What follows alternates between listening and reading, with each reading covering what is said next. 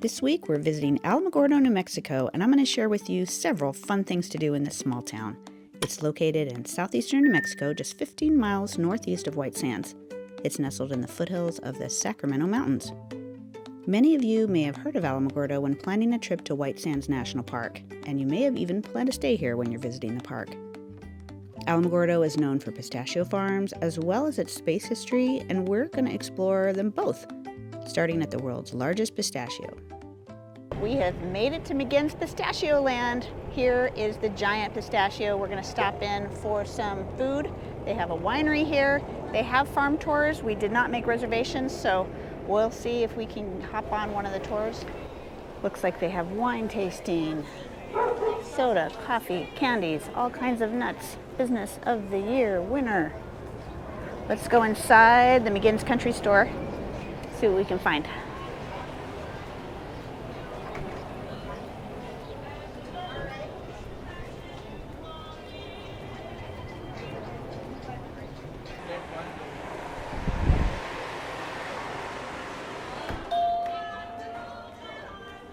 Ooh, this Pinon coffee is native to New Mexico. Looks like they've got all kinds of snacks. Pistachio, memorabilia, pistachio snow globe. We got tickets for the tour. Starts in 20 minutes. Ooh, they have samples over here. Green chili, red chili, roasted and salted. We have garlic honey, spicy ranch, garlic, lemon lime, and cocoa roasted. That is different. So along with the pistachios, it looks like they have ice cream here. There are 3 flavors that are homemade: pistachio, matcha latte, and vanilla butterscotch swirl. That sounds good. And the rest available is bluebell. So we're gonna get some ice cream while we wait for our tour.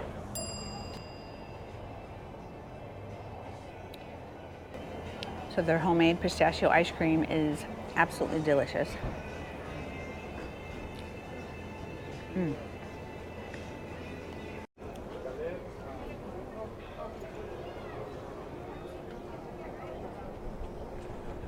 Alright, can everybody hear me? The tour is about to start. It's $3 a person. In the very back row, can I get a little whoop whoop? Whoop whoop! Alright. We're just going to be waiting on a little bit of traffic here, and then we'll be heading out. Here we go. They're going to give us a tour of the farm. I've never been to a pistachio farm before. Alrighty, my pistachio here.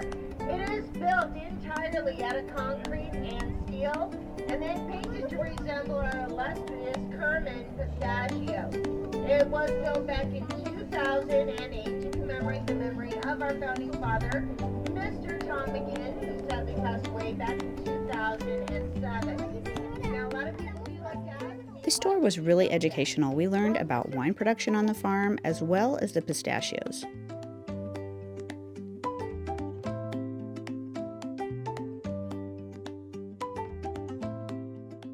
They harvest these grapes by hand every August.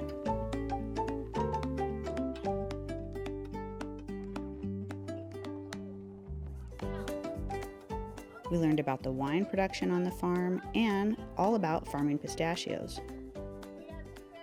The pistachio trees that are on site originated in Syria, and they spread across the Middle East, but in no way are they native to North America. All of these trees are believed to have originated in Syria, and they started spreading out to other parts of the world like Egypt, Greece, Turkey, Italy, Iraq, Iran, Afghanistan, Western Asia. You guys get the idea. These trees are not from this continent at all. This tour spent a lot of time explaining the science of how these trees are grafted, how long they take to grow, and how they pollinate. I found it super interesting, and it gives you a real appreciation of the science behind farming and agriculture. Thank you. You've been before or first visit? First time. Okay, cool. Around the corner we sample the pistachios as well. I had that earlier. Okay. I missed this Ice though. cream yet? We did that too before the tour. So now it's time to shop. You got a little bit already. I may be back. Wine? I haven't eaten anything but ice cream today, so I'm like, Okay. I'll end up with a really bad headache if I, but maybe. What's your favorite wine? I like our pomegranate wine. Pomegranate. Maybe I'll taste that one. That sounds Just a little. reasonable. Yeah, thank you. I'll start you with the pomegranate just because it's a Thank little bit you. more tart. Is it okay if I? Oh, film yeah. it? Okay, all right. Pomegranate. Try the pomegranate.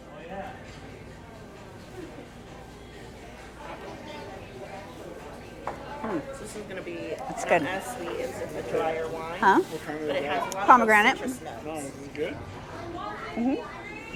So it's going to be kind of refreshing in a way. Yeah, citrus kind of good. It is good. It's real light. Anything kind of tart. Yeah. It has a sweetness to it. Up next, our signature pistachio delight. Infused with the pistachio oil, so it's going to be more of like a nutty aftertaste. Not quite as good as the other fish, but not bad. Right? Yeah, it's not bad, right? Yeah. You would think for a dry wine, it'd be Fairly like refreshing. Yeah, it's pretty good.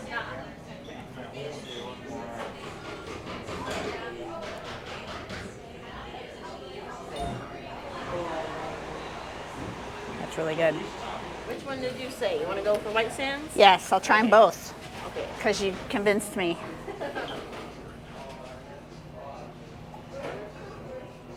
All right, White Sands for you.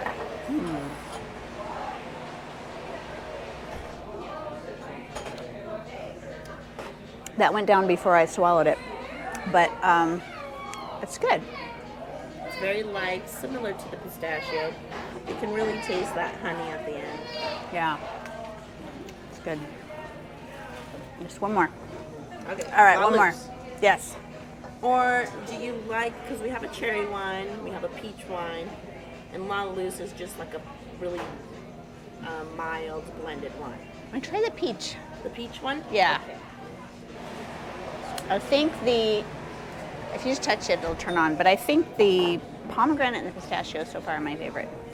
So this one's going to have a real strong peach aroma to it. It smells very nice. Ooh, it does. Montano Blanco, very peachy.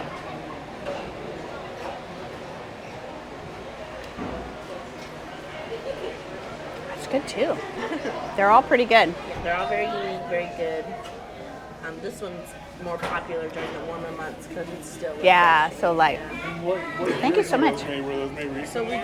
So we don't age any of our wine just because we don't have the capacity. So it's constantly changing and evolving. Coming in so and this out. one is from September of 23. I'm just curious how fast, how soon they get out from the vineyard to here. So it's the Arena Blanca Winery. Thank you so much. That was delicious. Thank you. All right. I didn't realize there was a line of people behind me, so off we go. That's McGinns Pistachioland. We bought several kinds of pistachios to bring back home. The green chili ones are my favorite. And there's one other pistachio farm down the road that we're going to check out as well. We're headed there next. All right, next up, we are stopping at the Heart of the Desert Pistachio and Wines. This is just probably less than a mile down the road from McGinn's farm. And it is their 50th anniversary of producing pistachios in the region. And one of the things that I've learned is this area of the Tularosa Basin is very similar to the native land of the pistachio, which is in the Middle East. There is a strip of land from southern New Mexico, Arizona, and California that has a very similar climate, and that's why they can grow here. So we learned a lot of information about pistachio growing, and now we're gonna go sample and taste from the Heart of the Desert. Now both of these sites probably do sell their products online. I'll have links down in the description where you can get your pistachio on if you'd like to order some. Now these pistachios are certified New Mexico true, 100% made in New Mexico. Let's go in and take a look. This is Welcome to Eagle Ranch Pistachios. Is this the same thing as Heart of the Desert? Okay, so the farm here is called Eagle Ranch Farm, but the store is called Heart of the Desert. So it's all the same place.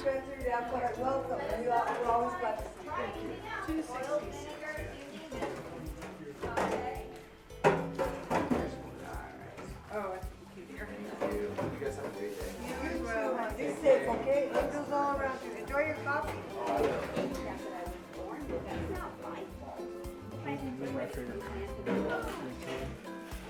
Garlic and green chili is my husband's favorite kind of pistachios from Heart of the Desert. They have oil and vinegar made here. And here are the wines that they produce here.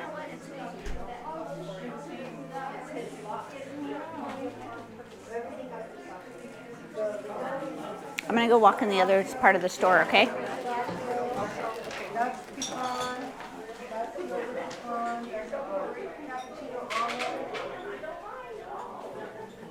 Ooh, they've got ice cream and a lovely little shop here. Oh, they do have, this is the winery, where I think you can sample the wines. And then look, they do have a nice patio outside. I wonder if that's for special events. Patio is closed for a private event. There's a wedding they're gonna have here. It looks very lovely.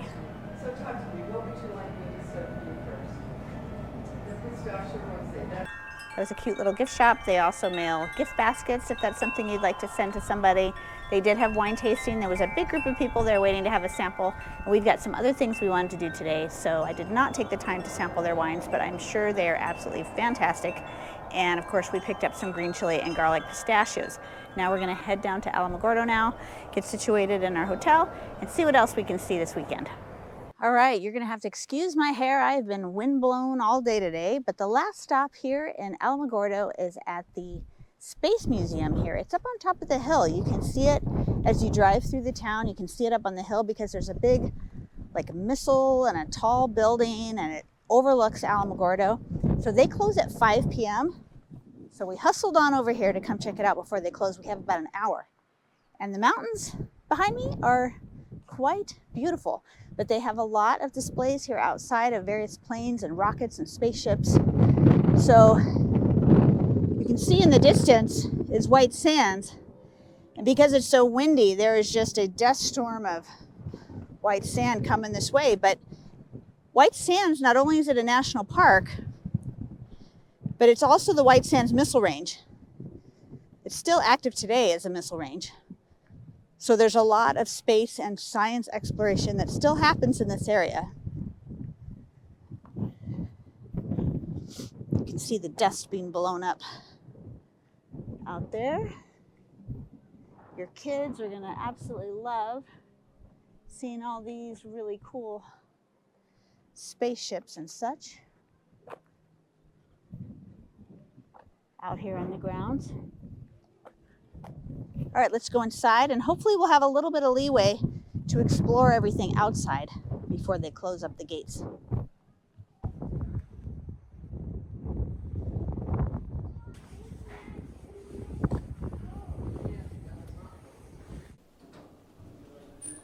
Oh my goodness, the adventure starts here.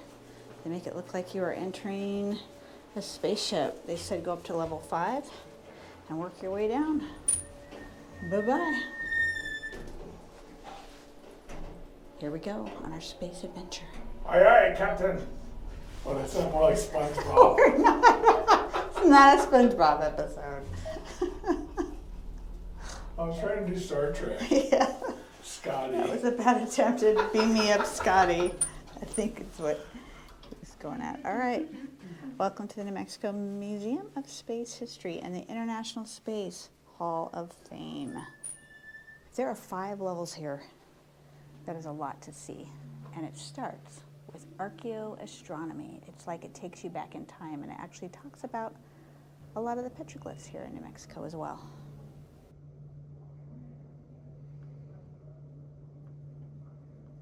So at White Sands, right next door is Holloman Air Force Base, and then a huge section of land north of White Sands is the White Sands Missile Range that is still being used today. So you do need to check before you come and make sure they don't have any active closures in the area. This talks about a lot of the things that they did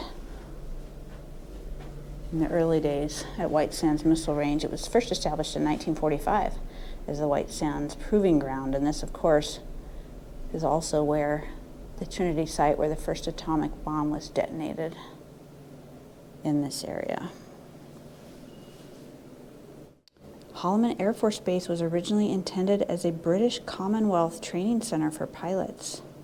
But once we entered World War II, everything changed, and it became the Alamogordo Army bombing and gunnery range.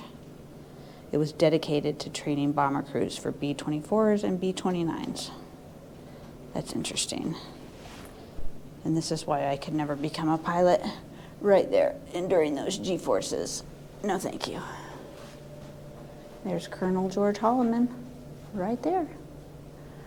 Okay, now there are some really bad reflections here, but there is a nice view here of Alamogordo, and White Sands is in the distance. Now this talks about the local space race. There's a solar observatory up in the mountains.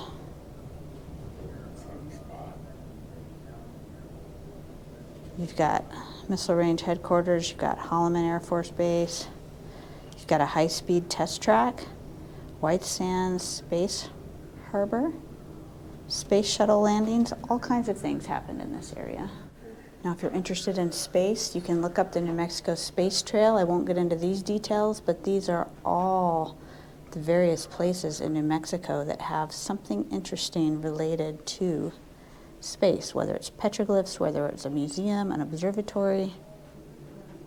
It's a huge mapping. You can pretend here that you are in a space shuttle. A little bit of what it was like. What the screens, these old school screens.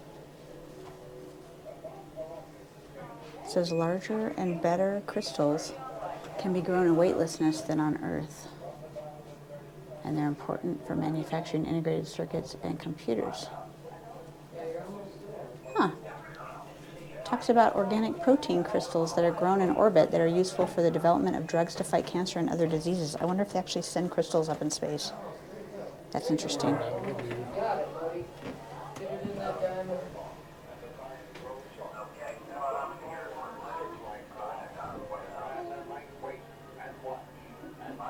What is that? The first chimpanzee in space.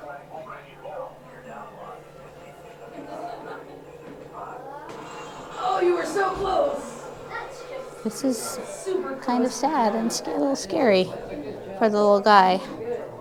His name was Ham.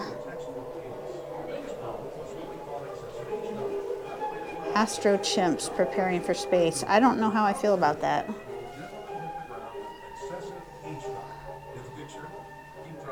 There is the shirt that Susan Helms wore.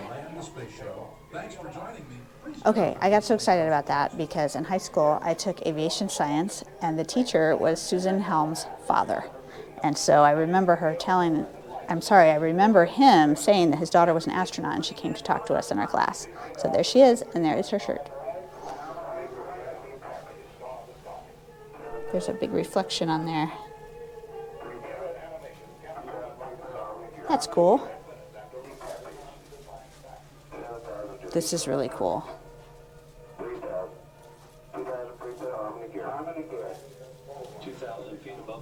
That's kind of cool.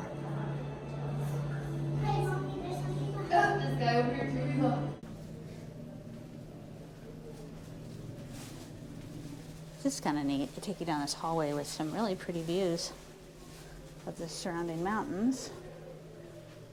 The building is highly reflective when you're walking up to it in the sun. And I think this is a sled track like they use in some of their experiments.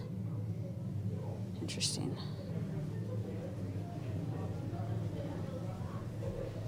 All right, down to the next floor.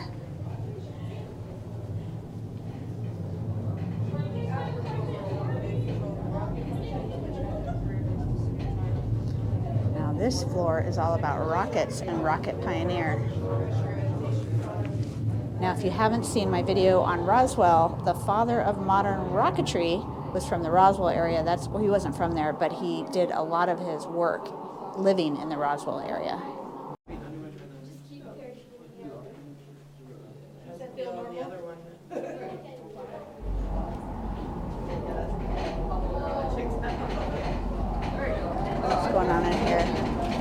sort of simulator in there.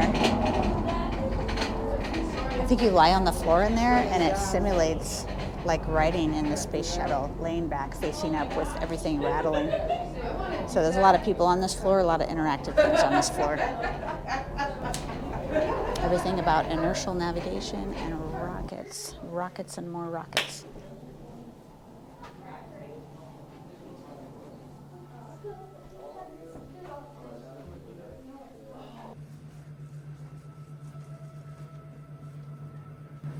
They have an Apollo 17 moon rock.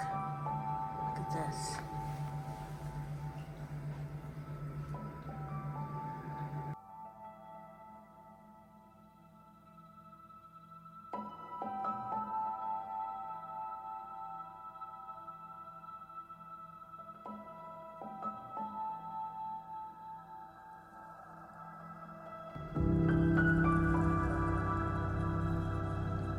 I was really impressed by the variety of memorabilia at this museum. So many interactive displays and a really fun selection of costumes and pop culture memorabilia.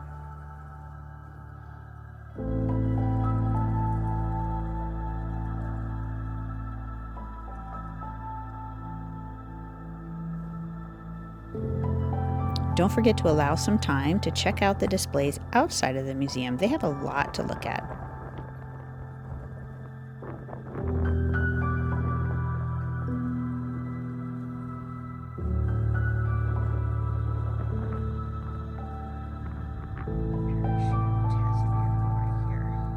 After the museum closed, we grabbed a bite to eat, and we did decide to go visit White Sands National Park for sunset, just 15 miles from Alamogordo.